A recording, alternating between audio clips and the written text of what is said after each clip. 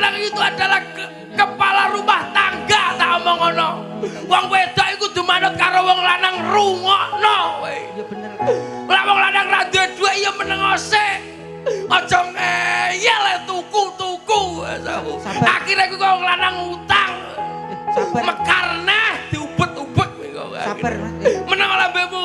Malah curhat iki. Meneng dasmu. Aku tenan aku. Bapak-bapak tak omong ngono, senengno atimu sebab wong wedok turunane hawa ki mangap. Wong lak mangap ki nyecret terus. Wong lanang turunane Nabi Adam ki mingkem. Meneng ae lah disenani sing wedok akhire stroke. Ya sing sabar. Rungokno wong lanang-lanang kuwi.